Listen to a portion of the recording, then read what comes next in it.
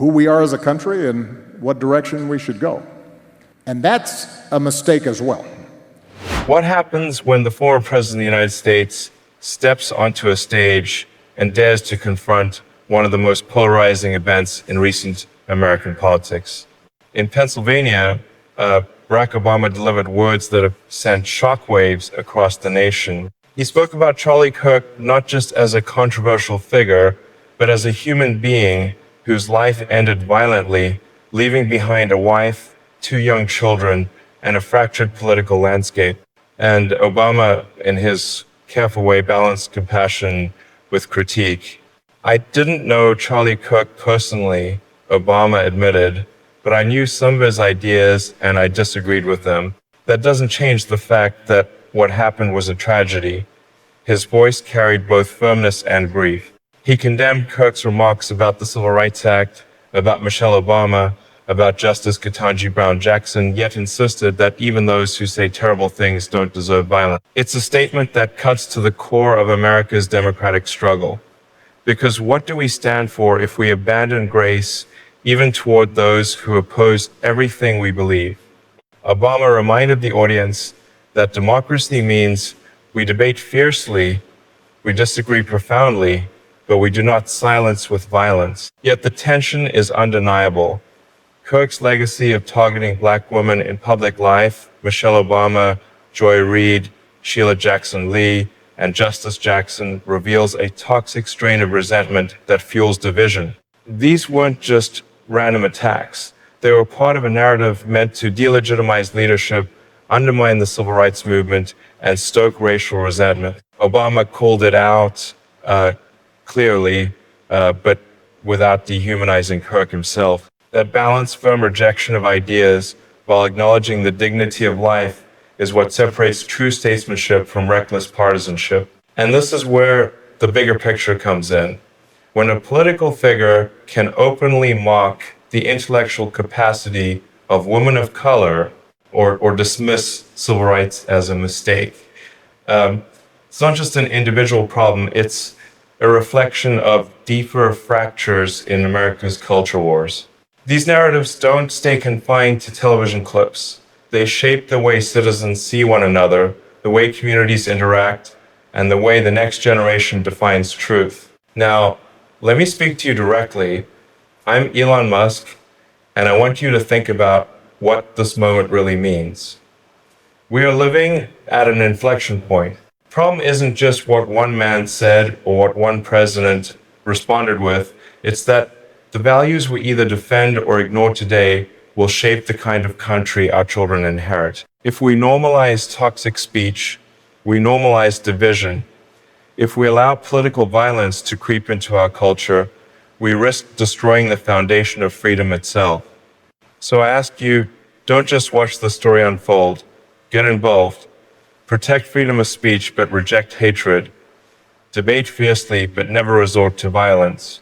Be the citizen who holds leaders accountable, who demands better from both sides, and who refuses to let America collapse into chaos. Democracy is not self-sustaining. It depends on people like you, right now choosing courage over apathy.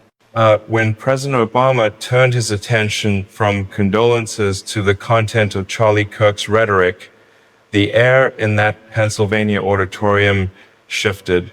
He wasn't just addressing one man's tragic end, he was confronting an ideology that has been shaping political conversations for years. Obama reminded us that while mourning a life is essential, so too is confronting the dangerous narratives that persist in our society.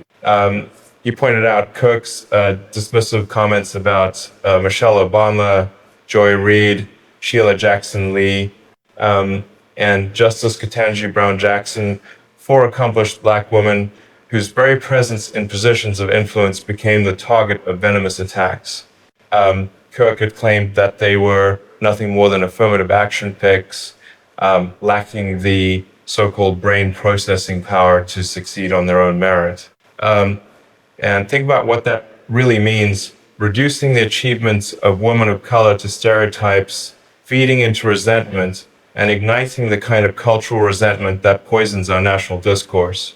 Obama's decision to call this out wasn't political theater, it was an act of necessary truth-telling. And it matters because when public figures amplify these ideas, they aren't just speaking to millions of followers, they're normalizing prejudice. They're teaching young people, perhaps unconsciously, that success for minorities is illegitimate, that the progress of civil rights was a mistake, that diversity is weakness rather than strength. That narrative isn't just wrong, it's destructive to the very fabric of democracy. Now, here's where I want you to zoom out with me. I'm Elon Musk, and from my perspective, moments like this aren't isolated political skirmishes. They're signals of how fragile societies can become when trust erodes. If citizens start believing that their neighbors or leaders are undeserving simply because of race, gender, or background, then the bonds holding a country together unravel.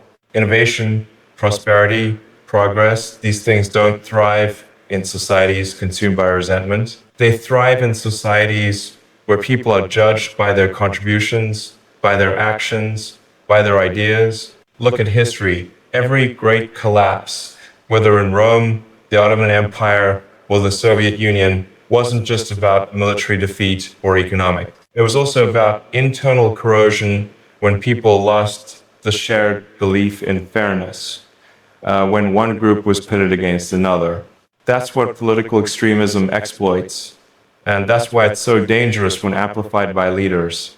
Obama reminded the nation that political debate must exist without dehumanization. He denounced Kirk's words, but he didn't strip Kirk of his humanity. That's a lesson worth absorbing. Because the moment we stop seeing our opponents as human beings, we open the door to violence. And violence, once normalized, doesn't stop at the fringe, it consumes the center. So what can you do? My message is simple. Don't underestimate the power of your voice. Challenge hateful narratives when you hear them. Support leaders who defend democracy, not those who exploit division. And most importantly, build in your own communities the kind of respect and dialogue that politicians often fail to model. If you want America to remain strong, don't wait for Washington. Start with yourself, your family, your circle. This is not a spectator sport. Democracy demands participation, and the price of silence is far too high. At the end of the day, this isn't about Barack Obama or Charlie Kirk alone. This is about us, about the United States, standing at a crossroads where words have consequences and narratives shape the future. A single tragic event exposed deeper fractures, the weaponization of identity, the normalization of hate, and the creeping acceptance of violence in political life. As Obama said, democracy is not self-executing, it is fragile, and it survives only if enough people choose to protect it. And that's the point I want to leave you with. We can disagree on policy, on economics, even on culture, but we cannot afford to disagree on the value of human life, on the dignity of individuals, and on the core principles that keep freedom alive. If we surrender to bitterness, we lose more than arguments, we lose the foundation of everything that makes this country worth fighting for. But if we resist hatred and choose dialogue, if we defend truth even when it's inconvenient, if we commit to respecting one another's humanity even in the fiercest debates, then America can not only survive, but thrive. The choice isn't for politicians alone, it's for you. Every comment you make, every post you share, every conversation you start, it all adds up. The question is, will you use your voice to divide or to strengthen? Will you be part of the problem or part of the solution? I'm Elon Musk, and I'll say this clearly, the greatest innovations in history were only possible because societies stayed open, free, and willing to embrace different voices. Don't let extremism take that away from you. Stand up for democracy, defend core values, and take action, because if you don't, no one else will.